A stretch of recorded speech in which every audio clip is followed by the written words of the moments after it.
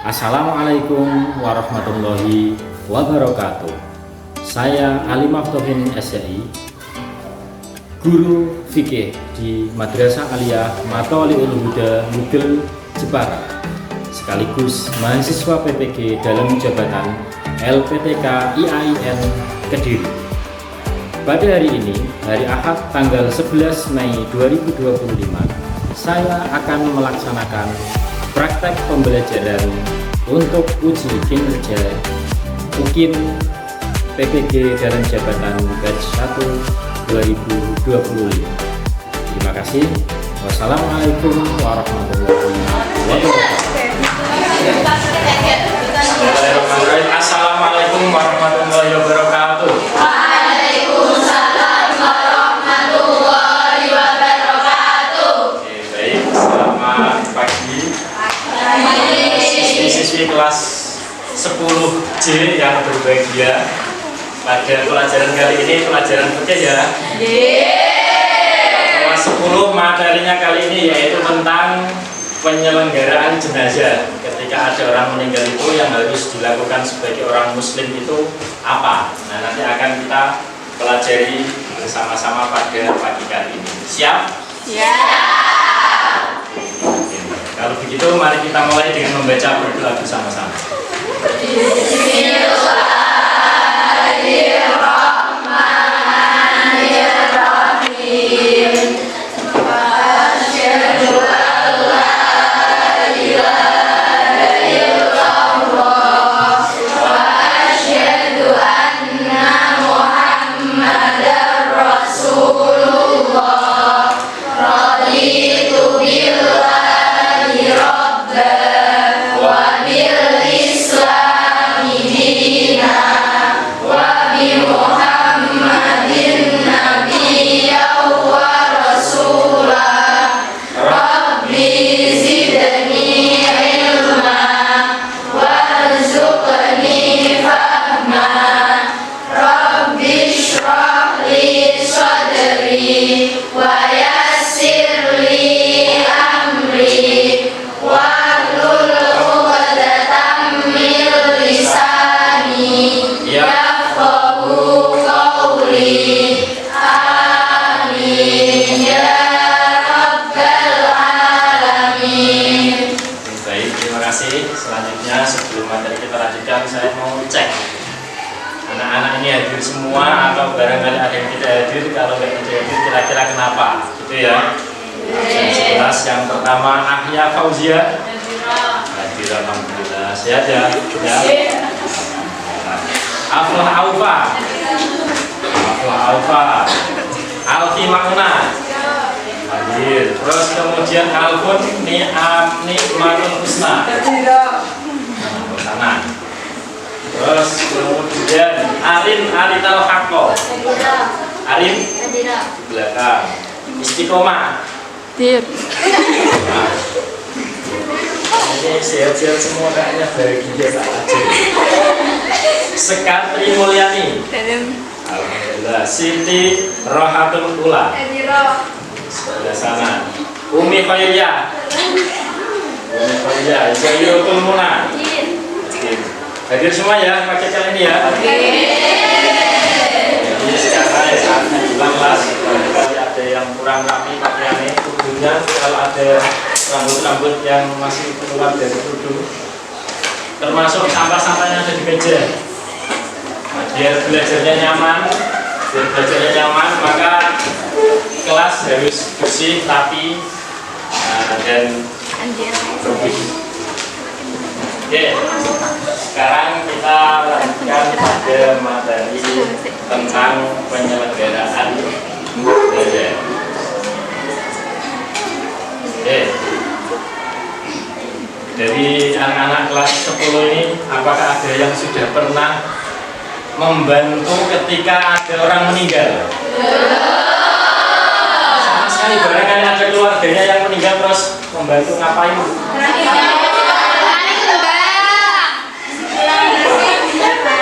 Nih, penyelenggaraan jenazah. Jadi kalau ada orang yang meninggal, kita sebagai orang muslim itu berarti kita mempunyai kewajiban untuk membantu orang yang meninggal tersebut. karena orang yang meninggal tersebut kan nggak bisa ngapa-ngapain ya. Jalan aja nggak bisa, ngapa-ngapain nggak bisa. Maka yang membantu harus orang yang masih hidup. Nah, orang yang hidup itu wajib melakukan perawatan jenazah itu 4 hal. 4 hal wajib. Tapi wajibnya bukan wajib bagi setiap orang, tapi wajibnya kalau sudah ada yang bisa membantu berarti sudah cukup wajibnya. Namanya wajib apa?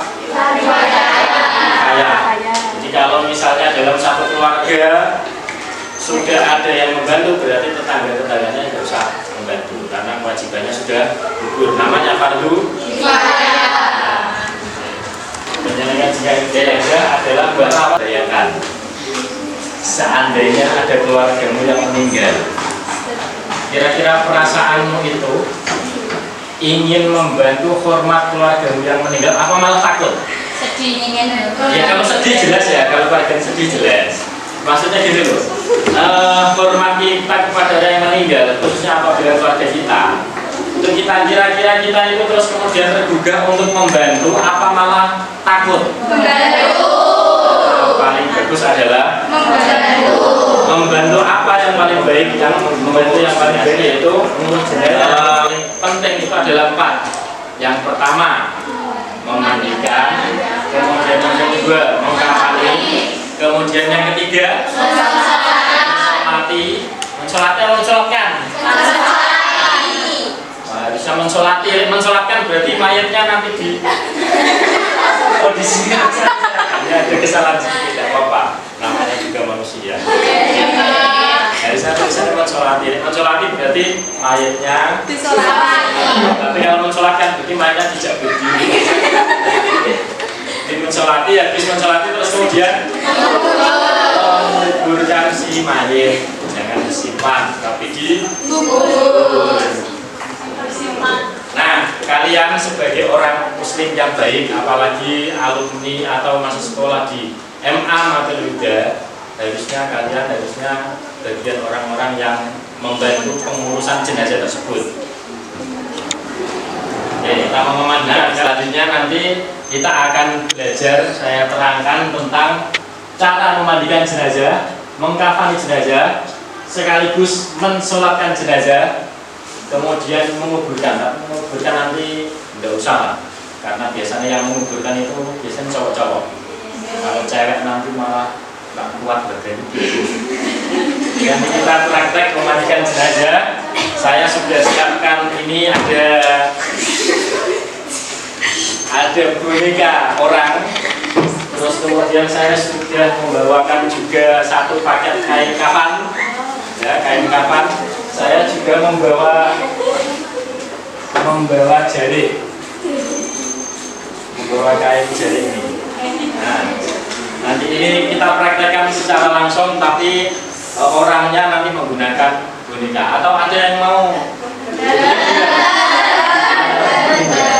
Nah, gitu. Nanti kita praktek memandikan jenazah, mengkafani jenazah, dan mensolatkan jenazah. Nah, supaya lebih mudah nanti dalam prakteknya nanti dibagi menjadi 4 kelompok. Kelompok 1 nanti bagian yang paling timur, kelompok 2 tengah timur, kelompok 3 tengah barat, kemudian kelompok 4 bagian barat pol. Ya, siap ya? Trik ini simulasi untuk memandikan mayat. Jadi ini misalnya mayat terus kemudian ditutup menggunakan kain. Menggunakan kain. Mayat kan seperti ini ya kira-kira ya. Kalau mayat seperti ini, cara memandikannya bisa dipangku 3 orang, atau misalnya tidak dipangku ditaruh di meja gini juga bisa. Ini kita prakteknya pakai meja begini ya, pakai meja seperti ini. Nah, cara memandikannya itu jangan kainnya dibuka. Nanti dibuka gini, wudhu malah.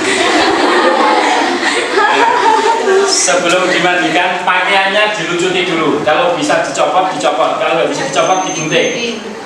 Tapi jangan dibuka, ya seperti ini. Kalau begini, yang gunting lihat tidak apa-apa, kalau malah khawatir yang nggak dilihat malah kegunting anu nih. Dilihat gini tidak apa-apa, dilihat gini. Nanti kalau nggak lihat khawatir malah kegunting apa-apanya orang kacau. Mau gunting tangan keliru jari ini, mau gunting bagian terakhirnya malah kena kupingnya, malah kasihan. Jadi dilihat gini, tapi jangan dibuka gini. Nah kalau sudah, ini kemudian dibawa ke tempat pemandian. Caranya yaitu dengan cara membasuh semuanya dengan air.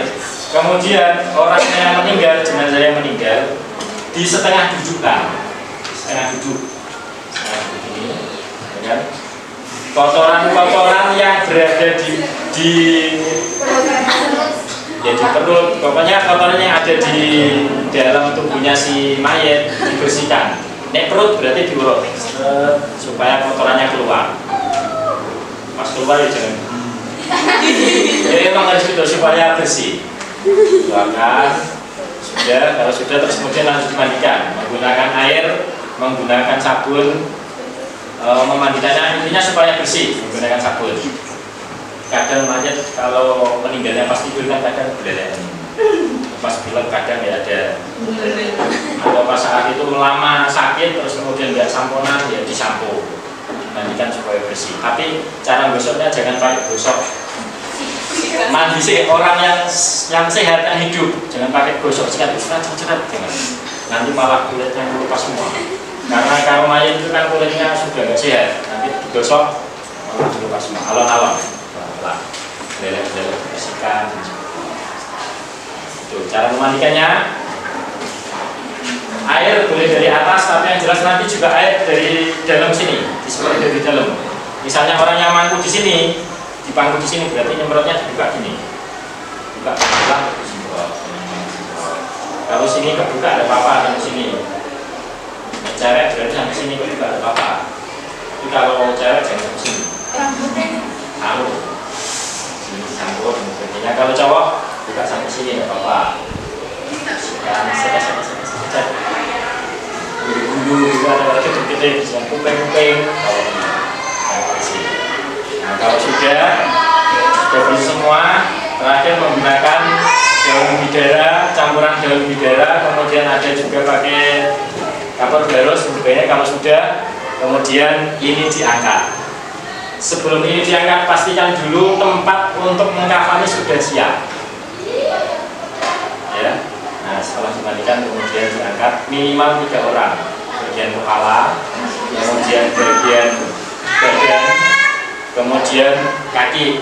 Masih jebul ternyata wabot berat, bobotnya 120 kilo. Wong telu kan kabutan, maka boleh nambah orang lagi. Semakin banyak yang memang nggak kuat, semakin banyak ada apa. Daripada dijunjung wong telu, tiga. Itu tadi memandikan. Sekarang mengkafani si mayat. Kafan bagi si mayat untuk laki-laki jumlahnya 3. Jumlahnya 3, kalau perempuan jumlahnya 5. 5 itu fungsinya berbeda-beda. 2 untuk pembungkus full, ya. 2 itu full. Kalau misalnya 2 lembarannya sama besarnya, berarti 2 di luar semua. Kemudian 1, ini berapa ya? 1, 2, 2 untuk pembungkus. Kemudian 1 untuk pembungkus sebagai sarung, jadi perut ke bawah. Terus kemudian 1 lagi untuk baju kurung nanti dimasukkan pakai seperti kalian pakai gamis. Terus kemudian 1 lagi untuk kerudung si mayat. Ini karena muridnya semuanya perempuan, saya membawa yang kafan perempuan. Nah, prakteknya bagaimana? Mari kita simak bersama-sama. Ya. Oke, nah sekarang cara mengkafani mayat. Cara mengkafani itu kita harus tahu proses nata kainnya dulu. Yang pertama ditata adalah tali dulu, karena kain bungkus. Tali yang paling panjang taruh di area perut sama di area dada. Tali apabila tidak panjang semua, apabila ada yang pendek taruh di atas kepala. Di atas kepala, terus kemudian taruh di kaki sama taruh di bawahnya kaki. Bawahnya kaki. Kira-kira, misalnya panjangnya seberapa, kira-kira. Terus kemudian kain yang paling besar taruh di bawah paling bawah, karena nanti untuk bungkus yang paling luar. Kain yang paling besar taruh di paling bawah.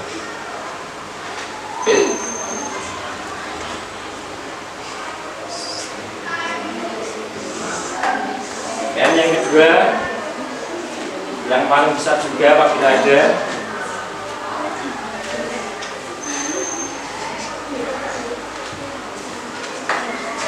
taruh di atasnya. Kemudian baju kurung itu satu kain ditekuk jadi dua, tengahnya dibolong. Jadi kalau dilihat dilebarkan seperti ini. Ini nanti jadi kain baju kurung. Jadi kalau dipakai seperti ini. Dipakainya seperti ini, dimainnya seperti ini. Ya. Oke. Nah, ini diposisikan nanti supaya posisinya menjadi apa? Baju kurung. Oke.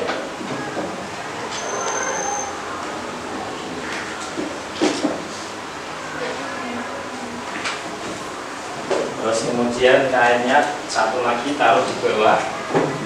Ini nanti fungsinya menjadi kain sarung. Terus masih ada lagi, karena ini cewek, dikasih kerudung biar cantik. Kerudung berarti nempel di atas, tapi nanti aja di bawah.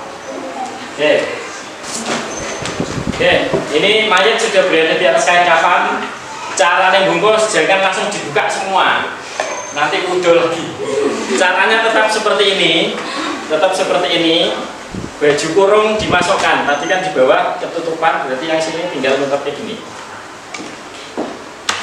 Tinggal nutup seperti ini. Terus kalau seperti ini ditarik. Tapi kita kata. Nah, jadi dia auratnya tidak kebuka, ya kan? Nah, kalau sudah seperti ini, tinggal kita bungkus bersama-sama. Ini sebagai sarungnya, sarung setelah baju gamis, kemudian sarung, terus kemudian kerudungnya belum ya.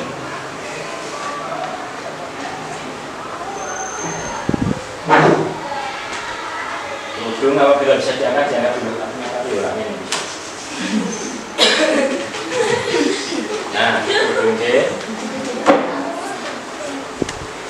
terus kemudian kain yang dua yang terakhir,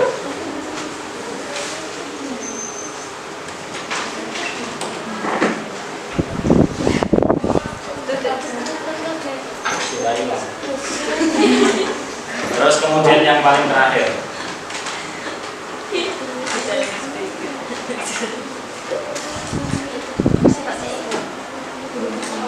Nah, kalau sudah ditali di bawah kaki,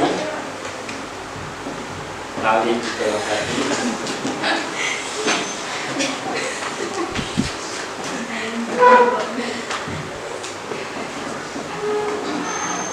kemudian di kaki, kemudian di perut,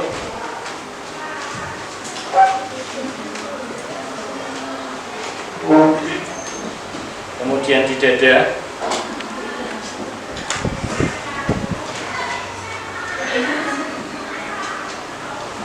kemudian yang terakhir bukan di leher, di leher malah mati. Di atas kepala, di atas kepala sini.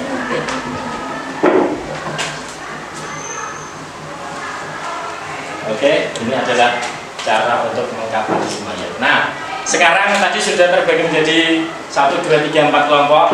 Sekarang saya kasih waktu untuk kalian praktek memandikan jenazah dan mengkafani jenazah.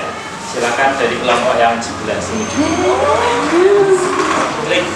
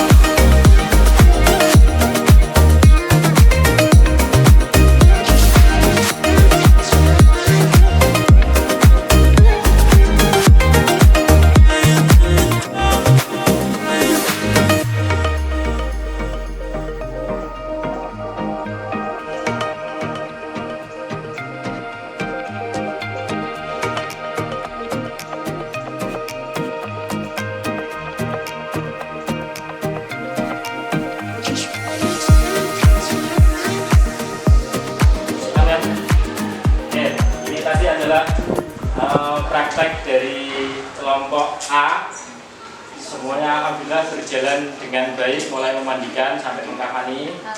Terus kemudian hikmahnya apa? Hikmahnya adalah supaya kita nanti kalau ada keluarga yang meninggal atau mungkin tetangga kita yang meninggal, kita jangan sampai takut, tapi kalau bisa kita ikut berpartisipasi untuk membantu jenazah tersebut.